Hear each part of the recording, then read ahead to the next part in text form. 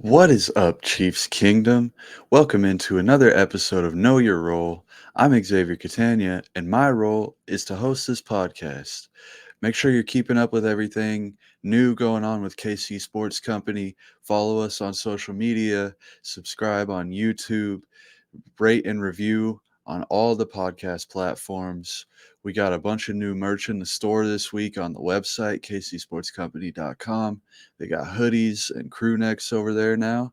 And we got a giveaway going on Twitter. So make sure you go check that out and get entered in to win some free stuff. Uh, Hats and shirts, they're really cool looking. You guys are going to love them. So make sure you get in on the action. So there's been a bunch of stuff going on this week, Chiefs related.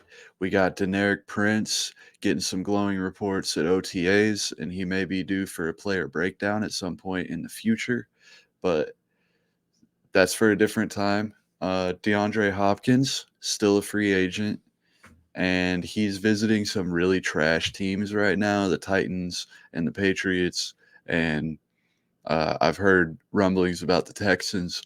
Uh, if he wants to win, he probably won't go there, but it sounds like he may be valuing money over a ring, and I can't blame him for that. But I think he has a chance to go get a ring, so we'll see what he does. Dalvin Cook is rumored to either be headed to Miami or Denver after being cut, so we may have a new addition in a big name running back coming to the AFC West. Frank Clark's did sign with the Denver Broncos, unfortunately. 5.5 million guaranteed, 7 million with incentives. And I think I speak for all Chiefs fans when I say this was sad to see. I Part of me wanted Clark to come back to the Chiefs, but instead the Shark is going to be wearing blue and orange and trying to chase down Pat Mahomes. So good luck to him, but I would not want to be in that situation if I was him.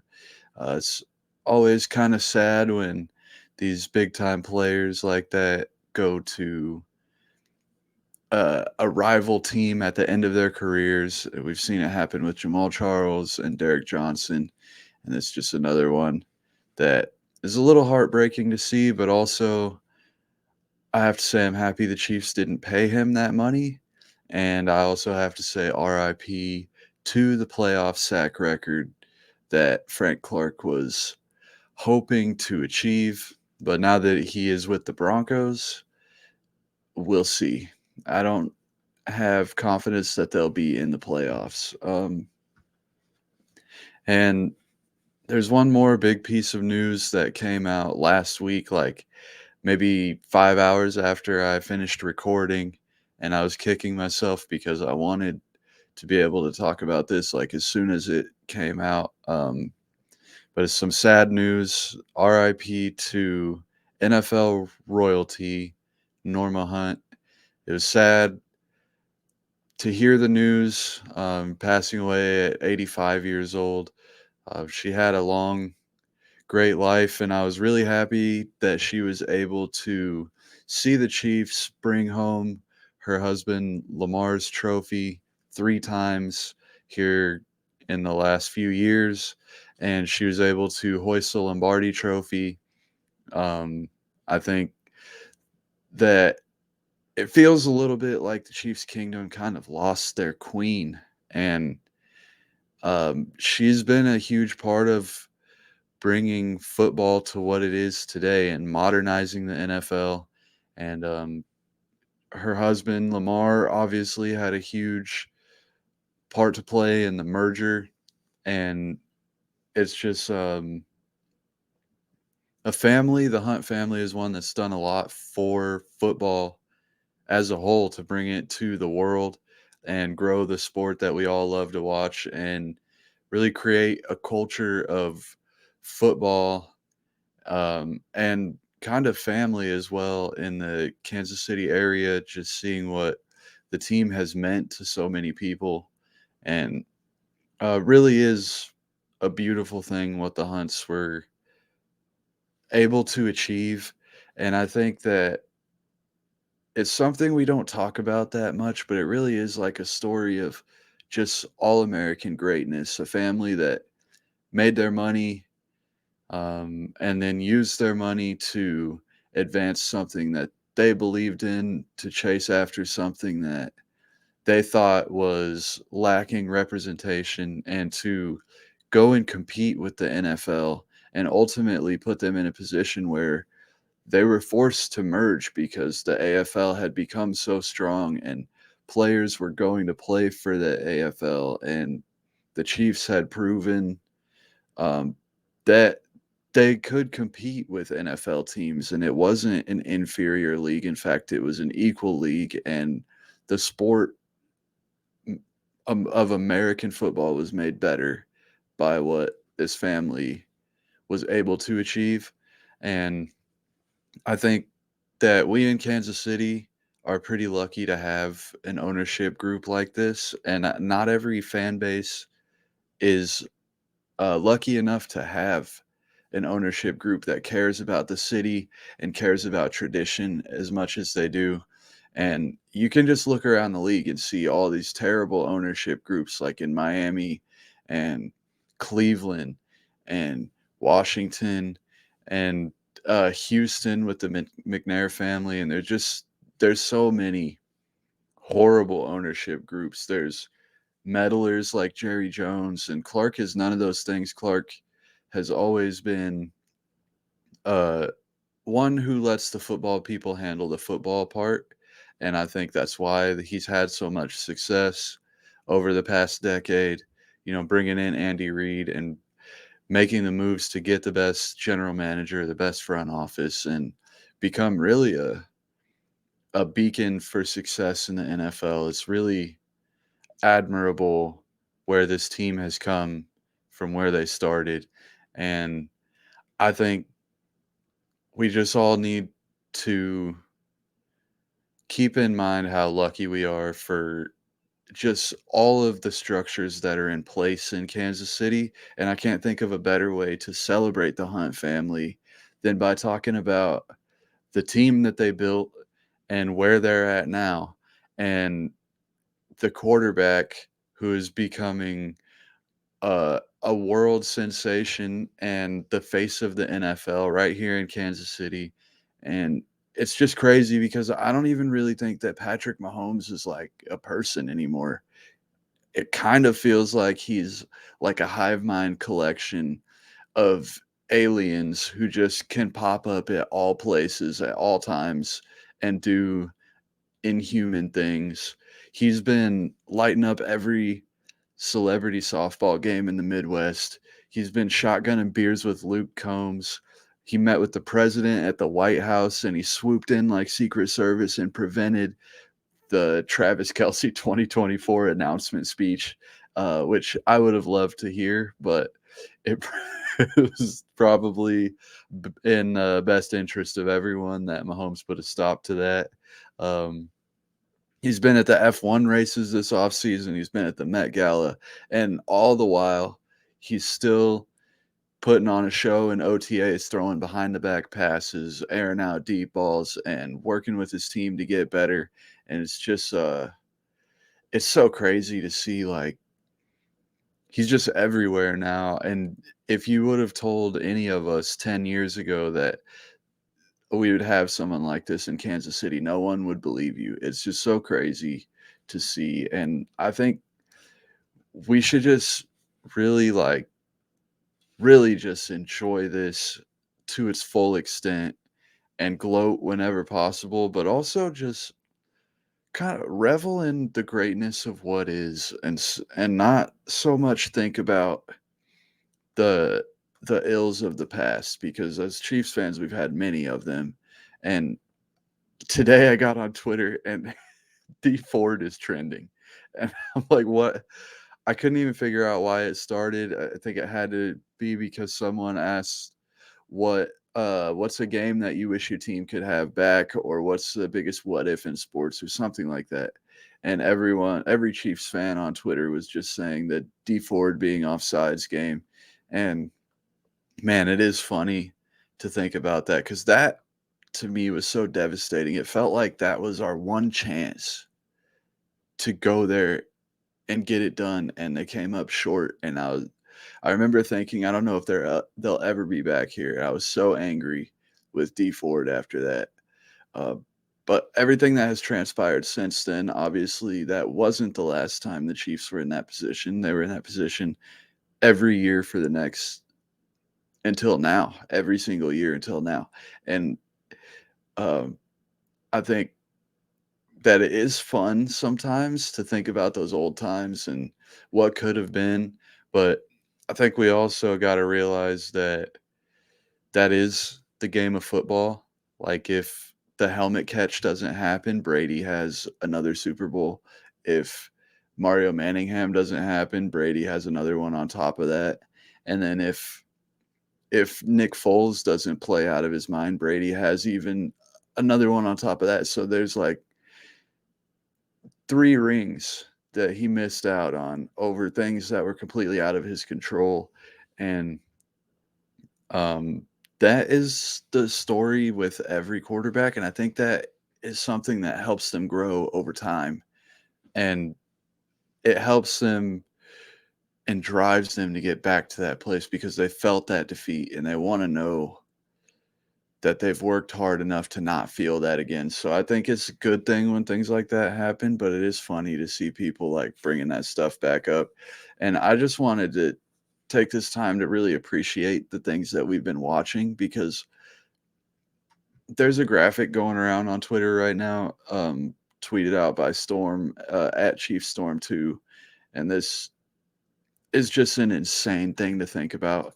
Is Mahomes is ahead of every single quarterback, and it's like not even close at this point in their careers, for what their career stats were. So he's 11,000 yards ahead of Tom Brady in all-time passing yards already. Uh, He has 192 to Brady's 97 touchdowns. He has 64 wins, and that's compared to Brady's 48 wins. And Mahomes only has 2 more losses. Mahomes has 2 Super Bowls. Brady had 3 at this point, but Brady had 3 up until his year 13, so he's got some time to catch him there. They both had 2 Super Bowl MVPs. Mahomes has 2 first team All Pros. Brady had 0 at this point in his career. Mahomes has 5 Pro Bowls. Brady had 2. Mahomes has 2 league MVPs. Brady has 0. It's really insane what he's doing, and you're talking about Brady is the guy who leads all these categories like all time. He's the best ever, and Mahomes is just like Mahomes could have 3 or 4 terrible years in a row and still be miles ahead of where Brady was at this point. And we just haven't seen anything like it. This is literally one of one.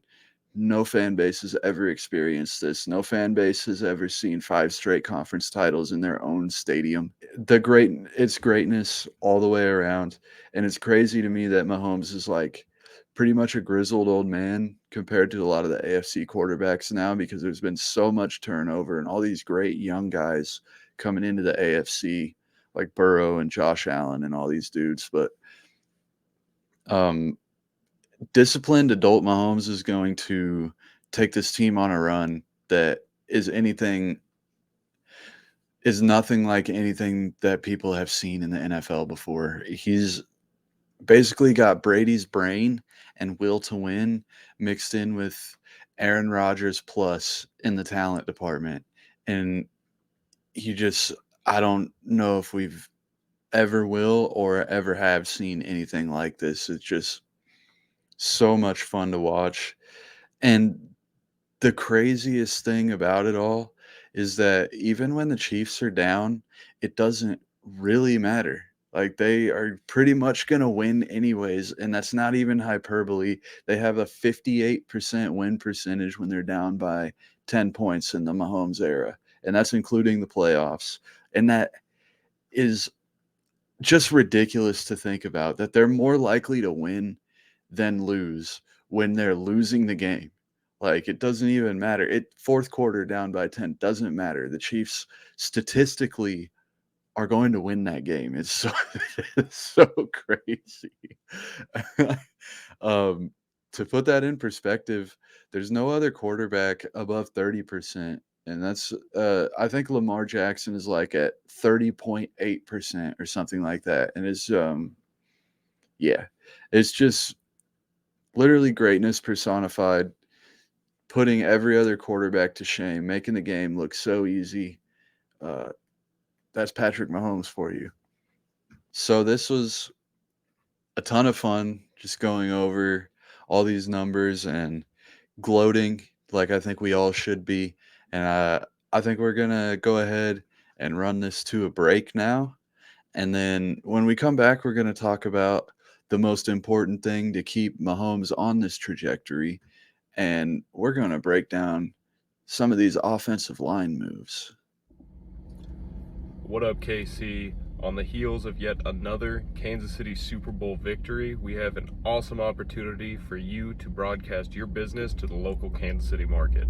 We've created something called Kansas City Sports Company, which is a sports media hub for multiple live shows, all of which cover all the local Kansas City teams. Now, we have 30-second ad spots, 60-second ad spots, we have event sponsorships, studio sponsorships, show sponsorships, and much, much more. This is a great opportunity for you to start early with us and broadcast your business to a very dedicated, very enthusiastic Kansas City audience. Contact me or hit the Contact Us link on our website to learn more about this opportunity. Welcome back into Know Your Role.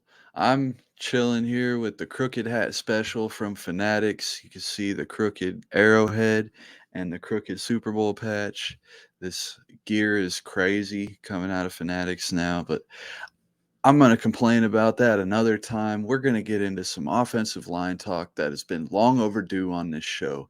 And uh, I've been kind of avoiding talking about the O line because, to be honest, I'm the least knowledgeable about offensive line than any other position.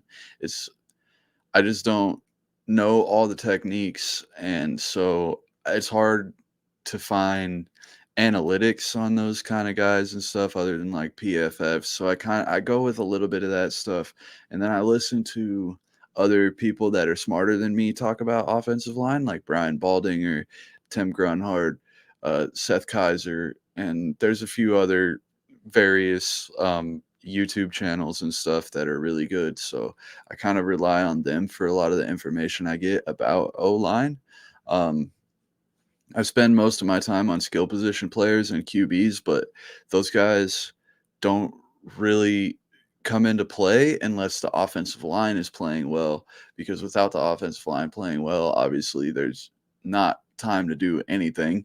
So obviously it's pretty important. And I think that sky's the limit as long as the Chiefs protect Mahomes. Mahomes is going to continue doing all those crazy things that we were talking about in the first segment. So it seems to me that in my research that left tackle and right tackle are converging in value.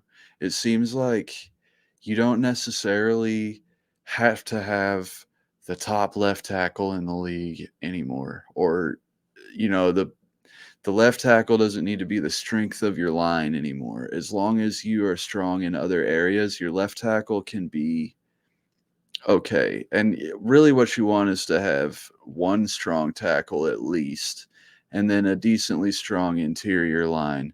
And you can kind of figure things out on the other side. You can chip and you can do a bunch of different things on the other side. So um, I'm very happy that the Chiefs have kind of taken this into account. And with the signing of Jawaan Taylor, they aren't asking him to move to left tackle the way they did with Orlando Brown. And from everyone I hear talk about it, that seems to be a really hard switch to make because you have to do everything pretty much the opposite of what you do on the right side. And the AFC West just has so many good pass rushers on both sides that it doesn't seem to be that left tackle is like such a huge priority. You got guys coming on both sides, so you need a good tackle. Doesn't matter where he plays, and if your best position to put Jawaan Taylor in is at right tackle, then I think it's the right move. Now, is Jawaan Taylor an upgrade over Orlando Brown? And I think Jawaan Taylor actually fits the Chiefs a little bit better than Orlando Brown does, because Orlando Brown came in from the Ravens. He was a right tackle with the Ravens, and he wanted to play left tackle to honor his father because he is Orlando Brown Jr. His father played left tackle in the NFL, and I respect that. And he did an okay job at it, but he came in as a primarily a run grader, a guy who was seen as one of the better run blockers in the league with weaknesses in pass blocking, and those weaknesses were exposed last year with the Chiefs. I mean, Chandler Jones just put work in on Orlando Brown. That Raiders game was horrible. And I think Orlando Brown had his moments where he looked good, but there were also a lot of moments where he was getting destroyed by speed rushes. And you would see him a lot of times get outside of his frame and get off balance, and speed rushers would just go right around him, and he would get beat so quickly.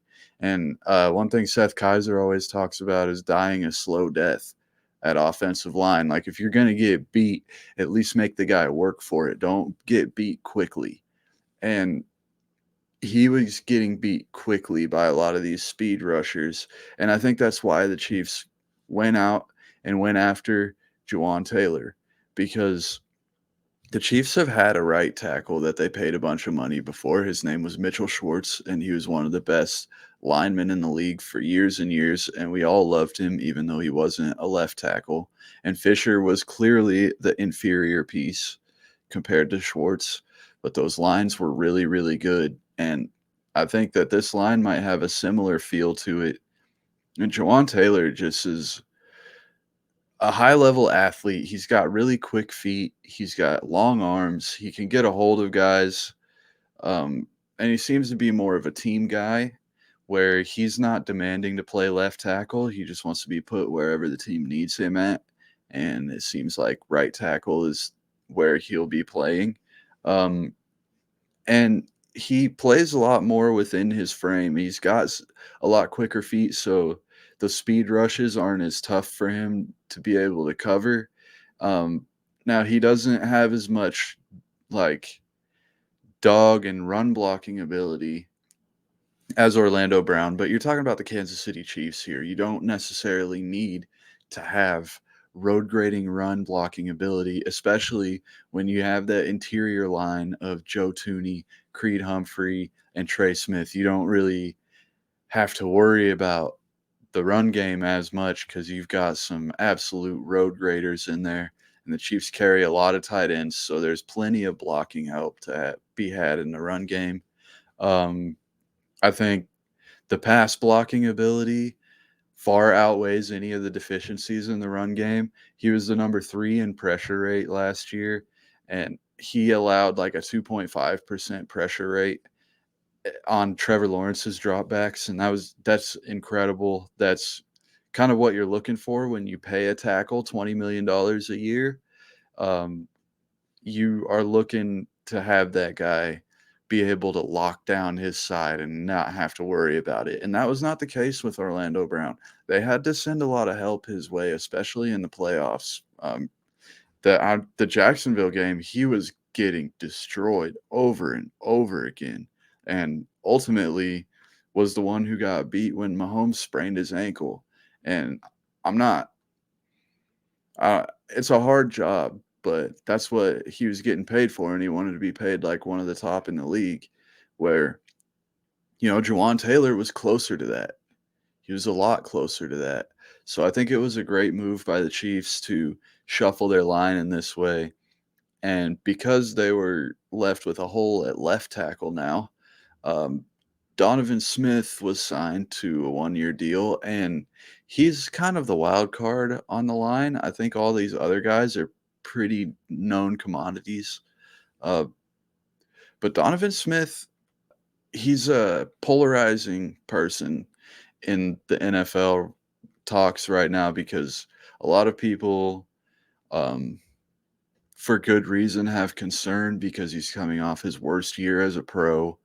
And there are some reasons for optimism, but I guess we'll see what happens when training camp starts and if he's getting the job done. But he was a staple on the Buccaneers line for 8 years, including during their playoff runs with Tom Brady and their Super Bowl win against the Chiefs. He was starting for that team, and he had pretty solid play over those 8 years. I mean, there you don't stick on a team for that for close to a decade without being a solid player, especially if you're a starter. Now, he was never the marquee guy on that line. It was Tristan Wirfs, there was Ryan Jensen, there's other guys who Ali Marpet, like there's plenty of other guys who were the big names on that line, but Donovan Smith was a good role player for them over that time.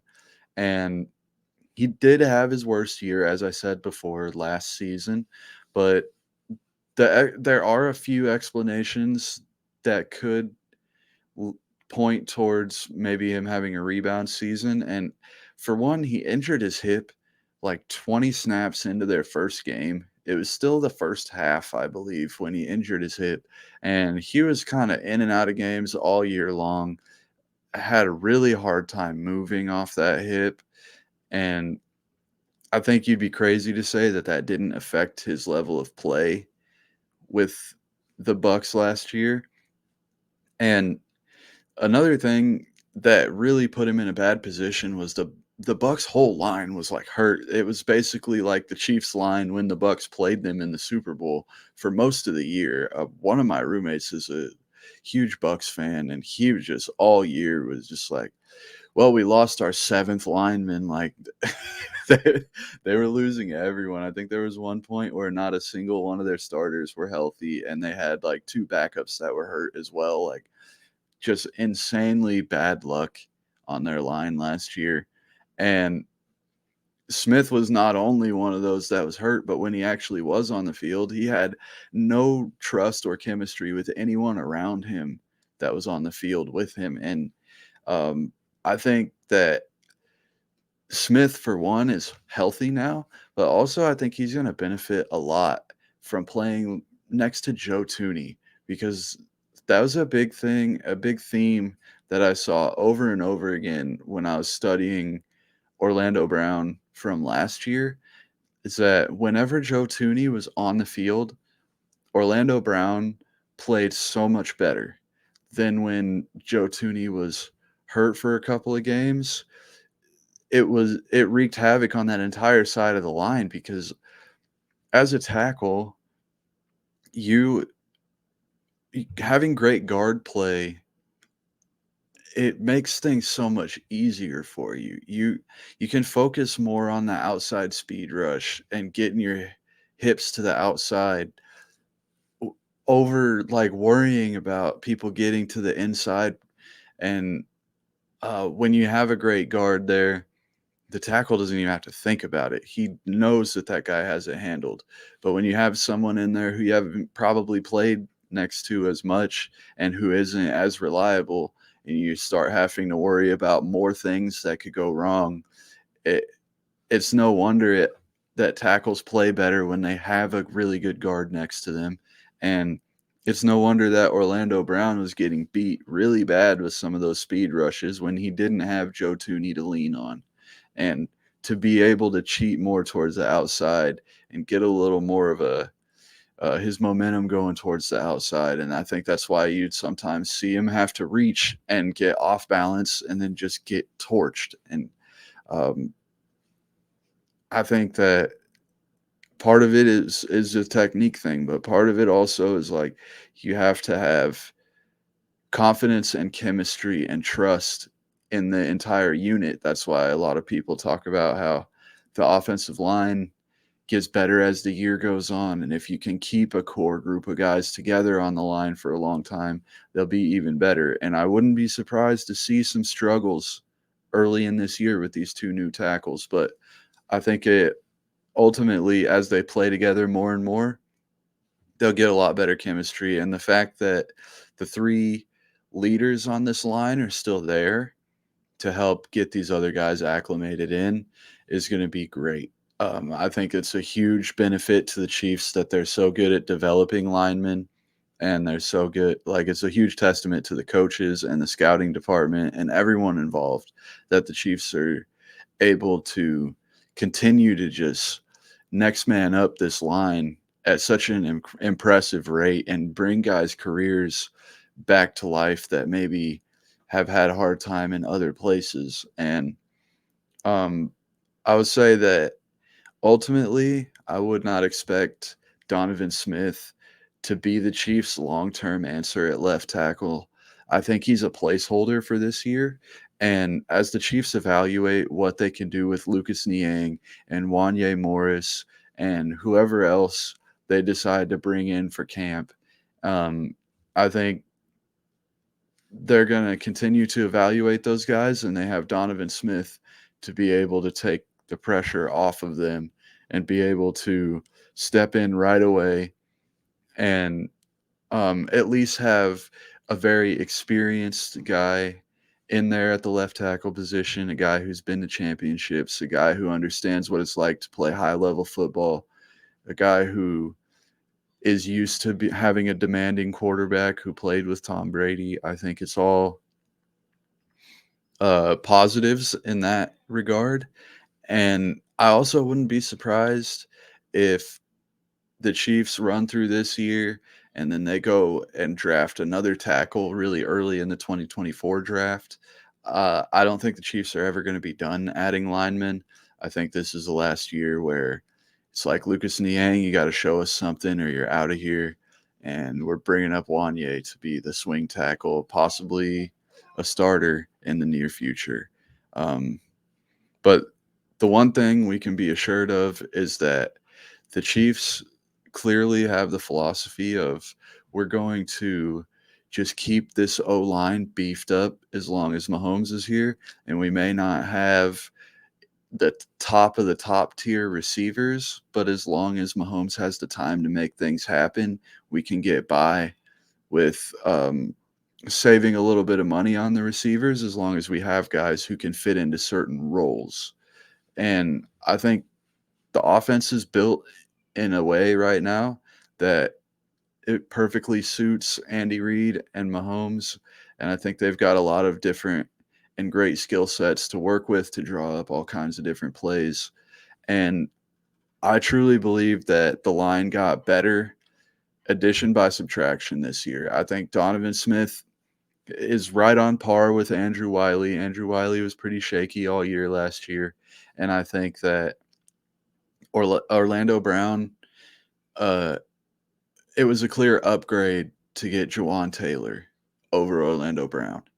And I don't even think that's really close. I think for the style of play and the pass blocker that Jawaan Taylor is, I think that that was an insane upgrade.